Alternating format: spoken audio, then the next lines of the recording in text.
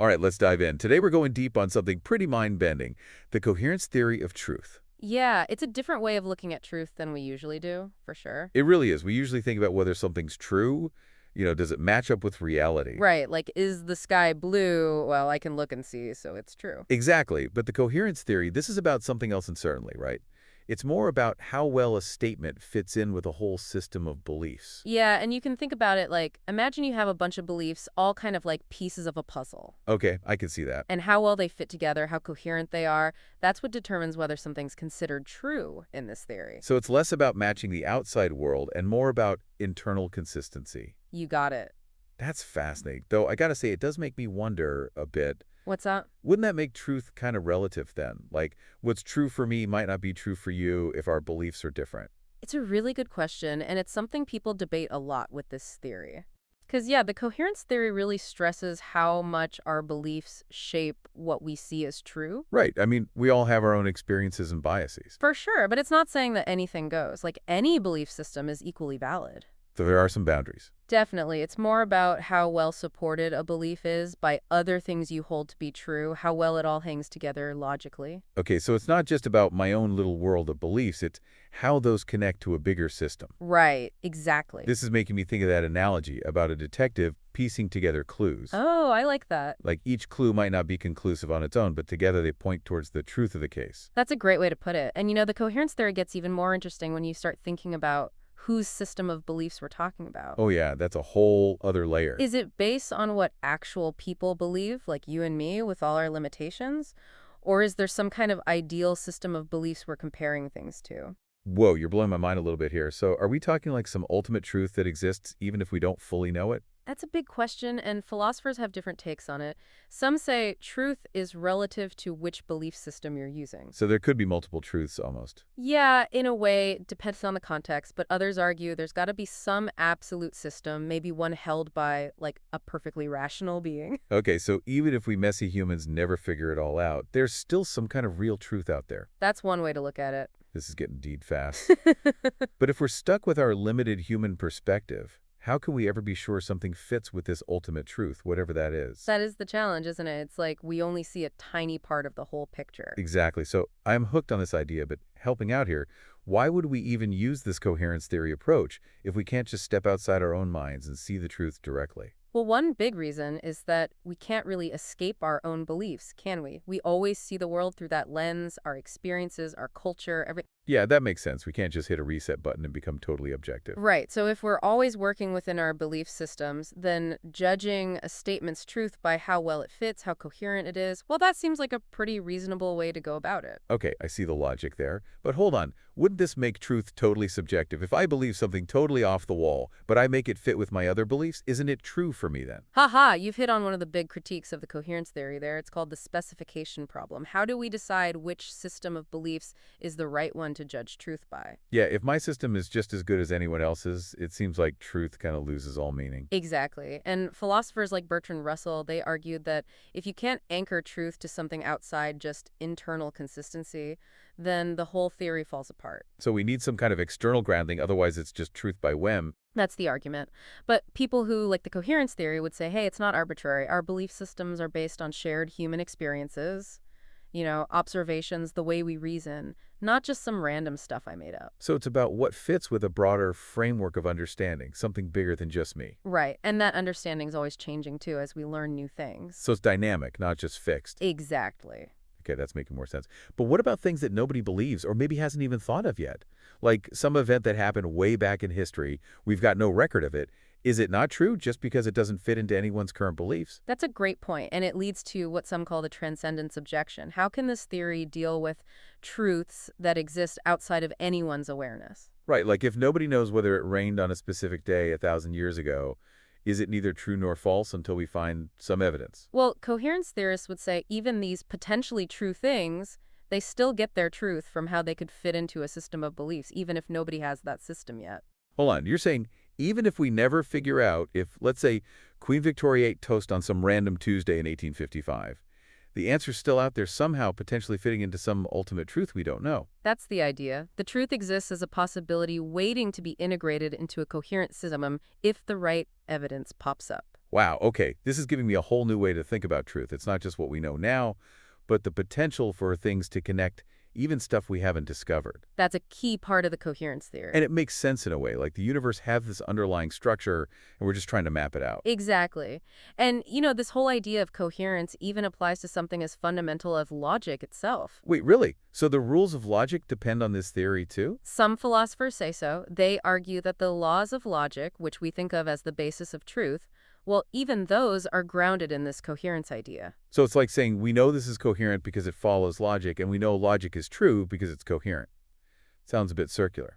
Haha, yeah, Bertrand Russell pointed that out too. He called it the logic objection. He said we can't talk about coherence without assuming logic already true. A real chicken and egg situation. But people who support the coherence theory would say logic isn't some separate thing out there. It arises from the very need for coherence in our beliefs. So it's like a tool we develop to make sure our beliefs fit together in a way that allows for reasoning and communication. You got it. Without logic, it'd be chaos. Wow, so much to unpack here. We've only just scratched the surface. It really makes you think, doesn't it? Like, what is truth anyway? Yeah, like we've been taking it for granted, but now the ground's kind of shaky. So if even logic comes from this need for coherence, does that mean truth needs us humans, like our minds, to exist at all? Would there even be truth if we weren't around to make these systems of belief? That's a huge question. And yeah, some people who like the coherence theory do lean towards that idea that truth is made by minds in a way. So without us, it'd just be a bunch of stuff happening, but no real meaning or truth to it. Just chaos. Some folks think so. They'd say it's us connecting the dots, making a story that makes sense. That's what makes something true. But what about, like, science, right? The Earth going around the sun, that seems true whether anyone's around to think about it or not. But we got to be careful. It's got to separate what's actually true from what we know to be true. Oh, I see. So something can be true even if nobody's figured it out yet. Exactly. Like those coherence folks would say, even scientific truths, they get their truth from how they could fit into a bigger system of beliefs, even if we haven't found all the pieces yet. So even if there were no humans, Earth would still be going around the sun, and that'd be a true fact, just waiting for someone to come along and discover it. Pretty much. It's like saying the universe is built for coherence and we're just catching up. Mind blown again. So are you saying things we haven't even thought of are still bound by this, like potential for coherence? Yeah, that's the idea. And that brings us back to those belief systems. Remember, they're not just random, like we said. Right, grounded in our experiences, how we observe things as humans. And all the reasoning and arguing we do as a species. It's like this giant project we're all working on, adding to what people knew before us. That's a great way to put it. And some of those beliefs are way more important than others, like the foundation. Like the basic math stuff, the laws of physics, got to get those right. Exactly. Those are hard to change without messing up the whole system. Like pulling a brick out from under a house, whoops. Exactly. And that's how the coherence theory deals with things that might be false or don't fit. Okay, so someone believes something we know is wrong, flat Earth, for example. How do we approach that with this theory? Well, we look at how that belief fits or doesn't with all their other beliefs and with what we generally know to be true. So if they also believe in planes flying all over the world, problem. Right. That's got to be addressed for their beliefs to be coherent. So either the Earth isn't flat, or they need a really good explanation for those planes. That's the point. We want our beliefs to make sense, so we got to work out the contradictions. It's like our brains are always checking for errors. And that doesn't just happen in one person's head. It's happening in society all the time. Like when new scientific discoveries come out and people have to change what they thought was true. Exactly. Think about when we realized the sun was the center, not the Earth. Had to be a lot of people who didn't like that idea. For sure. But the evidence was there, so eventually the whole worldview changed. So it's not just about accepting what fits, it's about actively trying to make things more coherent, even if it's hard. Absolutely. It's about looking for the best explanation, even if it means changing what we believe. More brain workouts. Right, and it shows that truth isn't just sitting out there waiting for us. It's something we figure out bit by looking for coherence. Okay, starting to click for me now. So the coherence theory, it's a tool for understanding how knowledge happens and how we get closer to the truth, even if it's messy. Exactly. It's about how our beliefs, what we hold to be true, shape our understanding of everything. And how that push for coherence can lead us to a better picture of reality. It all comes down to that, making things make sense.